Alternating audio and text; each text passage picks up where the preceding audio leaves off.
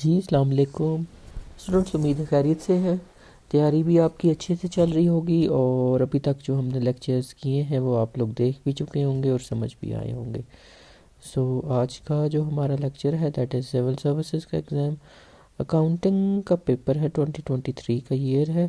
Question number 2 आज देख लेते हैं। क्वेश्चन नंबर 8 कल देखा था, आज 2 कर लेते हैं। पेपर 1 में से ही देख रहे हैं। लेट्स सी कि क्वेश्चन क्या था। What are the four ये पार्ट ए है इसका। What are the accounting principles? Define any four accounting principles shortly.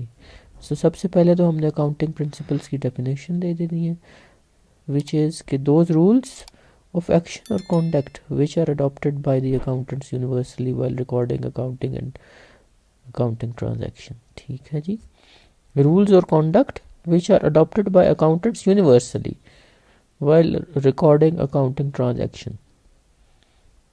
दूसरी डेफिनेशन है certain uniform accounting standards that are universally acceptable.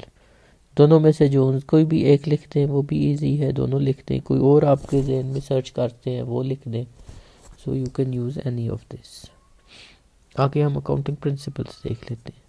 ये मैंने थोड़ा सा डिटेल में कर दी हैं, बट आपके पास इतना टाइम नहीं होगा और उसने वैसे भी शॉर्टली कहा है एक्सप्लेन करने को ब्रीफली, सो आप बेशक ज़्यादा डिटेल में मत जाइए।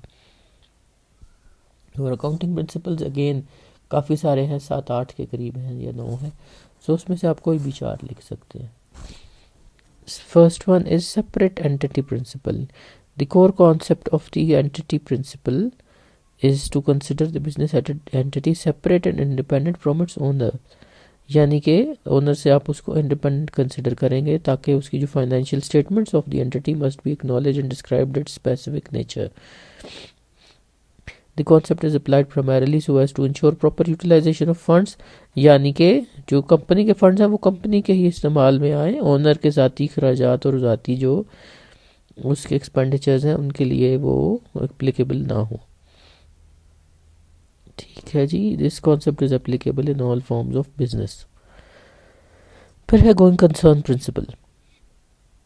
Another accounting principle is the assumption that organization will continue its operation in foreseeable future towards its goals and objectives, यानी कि लंबे अरसे तक चलेगी।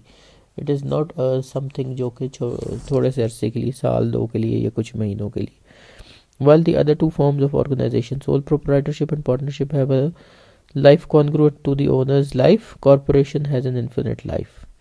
ठीक है जी, therefore majority of accounting concepts like depreciation, accounts receivable, short term and long term debts are based on this principle. Moreover, the accountants while making the financial statements ignore the market or sale value of the company's assets। ठीक है, ये हमेशा basically book value पे होते हैं, market value को हम ज़्यादा कंसिडर नहीं करते।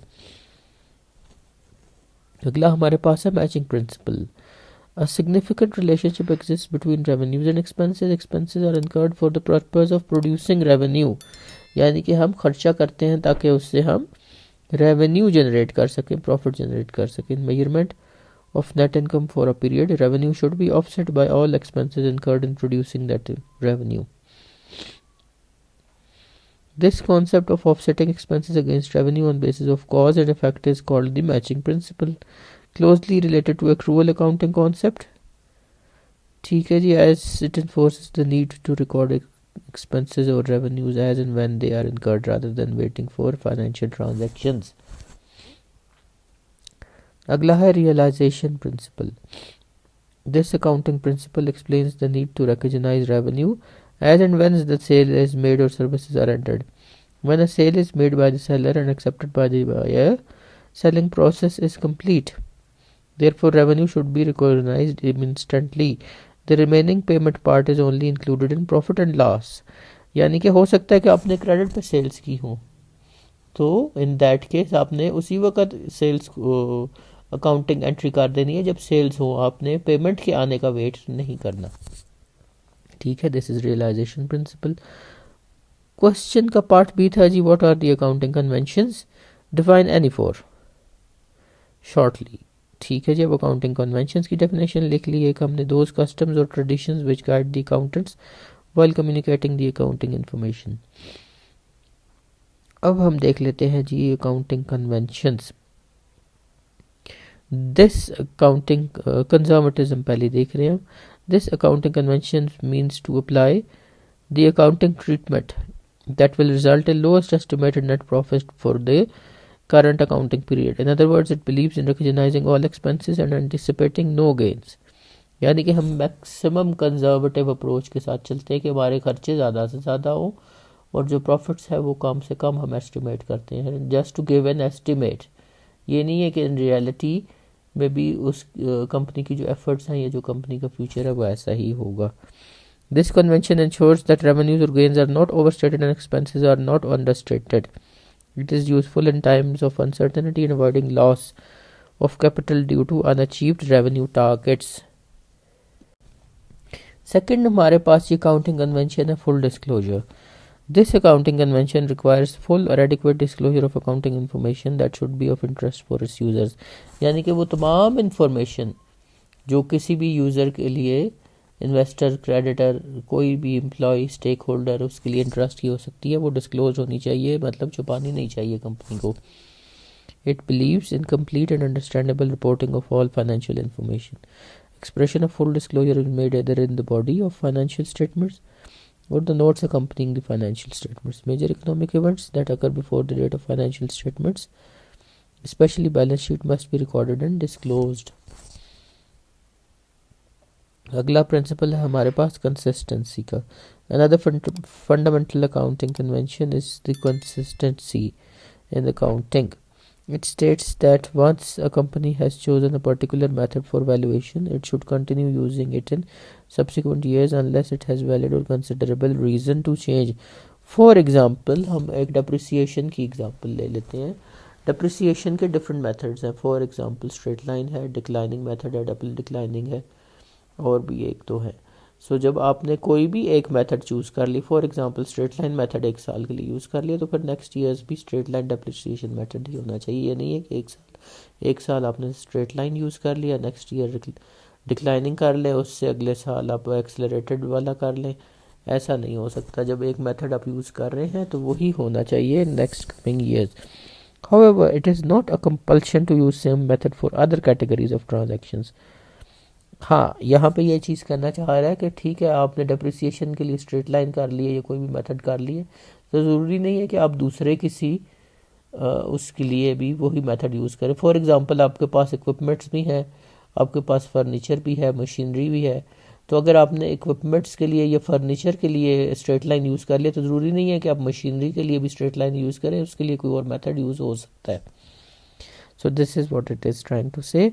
अगला है जी हमारे पास पार्ट 4 इज मटीरियलिटी की बात कर लेते हैं। Convention of materiality refers to the relative importance of an item और एन इवेंट।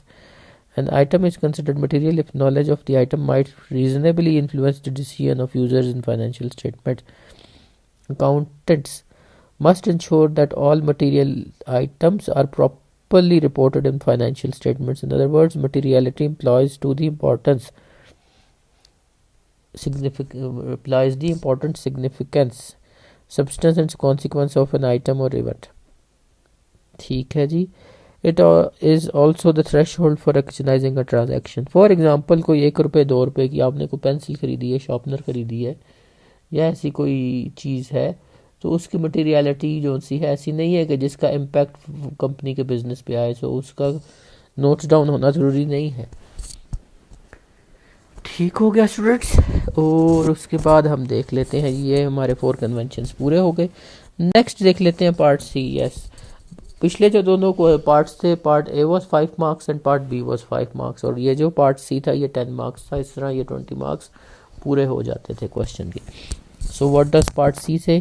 कहता है जी, the below mentioned balances are extracted from books of Emerging Technologies Private Limited on 31 October 2022। Required क्या है हमें? Prepare a trial balance on that data in a proper format. जब वो ये बात कर देता है ना, तो स्टूडेंट्स 10 में से 2 मार्क्स तो उसने आपके प्रॉपर फॉर्मेट के रखे हैं कि आपने उसको प्रॉपर उस तरीके से लेके चलना चाहिए जैसे ट्रायल बैलेंस होती है। सो लेट्स सी कि फॉर्मेट इसका क्या होना चाहिए और ये बैलेंस होती है नहीं होती है। फॉर्मेट के लिए सबसे पहली चीज़ आपने लिखनी है कंपनी का नाम, इमर्जिंग टेक्नोलॉजीज प्राइवेट लिमिटेड। दूसरी चीज़ आपने लिखनी है कि है कौन सी फाइनेंशियल स्टेटमेंट, ट्रायल बैलेंस है ये। तीसरी चीज़ लिखनी है आपने उसका टेन्योर, ये time period for the month ended of अगस्त 2022। फिर हमने यहाँ पे एक टाइटल दे देना डिस्क्रिप्शन का, एक डेबिट का, एक क्रेडिट का, और इस तरीके से एक टेबल बन के आ जाएगा। ठीक हो गया स्टूडेंट्स। अच्छा, उसके बाद जितनी डेबिट आइटम्स हैं वो सारी हमने लिख देनी है। सन्ड्री एक्सपेंसेस आ गए, ओपनिंग स्टॉक आ जाएगा, प्रेमिसेस आ जाएगा, फर्नीचर, मशीनरी, ड्राइंग्स, परचेजेस, ये सारी वो चीज़ें जो कि हमारे एसेट्स हैं वो डेबिट साइड पे आ जाएंगे। उसके बाद हमारे पास है डिस्काउंट रिसीव्ड की बात। डिस्काउंट रिसीव्ड क्या होता है जी स्टूडेंट्स? कोई भी चीज़ हमने फॉर एग्जांपल स्टॉक खरीदा 1,00,000 रुपए का, उसके ऊपर हमें 47,000 का डिस्काउंट मिल गया फॉर एग्जांपल। वैसे ₹1,00,000 के पीछे 47,000 होता नहीं है, but just for example 10 lakh का कर ले, 10 लाख के पीछे 47,000 हमें उसने छोड़ दिया कि ठीक है ये आपका डिस्काउंट है, आप इतनी बड़ी अमाउंट की परचेज करें। So this is discount received, क्योंकि actual amount of the stock is 10,000। Stock तो वैल्यू तो 1 मिलियन ही है ना, 10 लाख ही है ना। चाहे हमने उसके लिए 953 पे किया और बाकी 47,000 का हमें डिस्काउंट मिल गया है, बट स्टॉक की वैल्यू को तो हम अंडर वैल्यू नहीं कर सकते जो भी चीज़ हमने खरीदी है। ठीक है, तो इसको हम इस तरह लिखेंगे कि इतना हमने पे कर दिया in cash, 953 paid in cash या इन क्रेडिट, और बाकी ये 47,000 हमें डिस्काउंट मिल गया, ताकि उस 10 लाख का हम स्टॉक की वैल्यू पूरी लिख सकें। उसके बाद है डिस्काउंट अलाउड्स। ये इसको अगर हम अपोजिट टर्म्स में देख लें तो भी इसी तरह ही है कि हमने 10 लाख की सेल्स की, हमने क्रेडिटर से कहा कि जनाब आप 10 लाख की सेल्स कर रहे हैं क्योंकि हमसे स्टॉक एडवांस खरीद रहे हैं या कैश पे खरीद रहे हैं। फॉर एग्जांपल हम क्रेडिट नहीं देते, हम कहते हैं अभी फौरी पेमेंट कर दें और हम आपको 50,000 का डिस्काउंट दे देते हैं।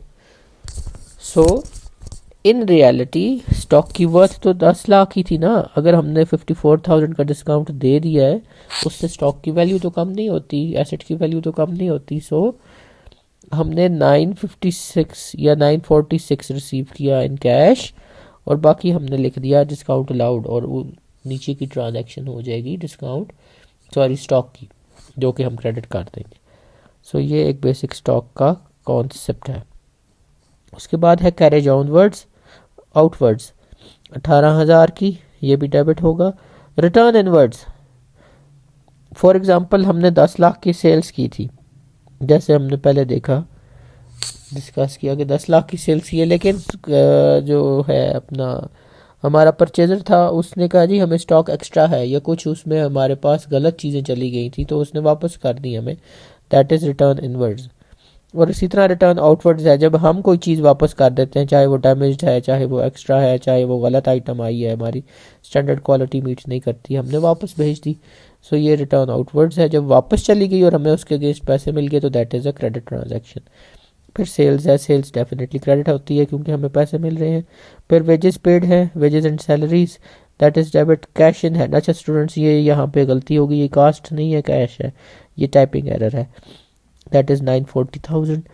Return rates and taxes, that is also debit क्योंकि हमने एक्सपेंस इनकर किया 137 का। Rents received in advance, yes students इसको प्रीपेड से नहीं कंफ्यूज करना, दिस इज़ नॉट डेबिट, ये प्रीपेड नहीं है। इसको आपने अगर किसी चीज़ से कंपेयर करना है या किसी कॉन्सेप्ट से आप इसको मैच कर सकते हो, दैट इज़ अनअर्न्ड रेवेन्यू।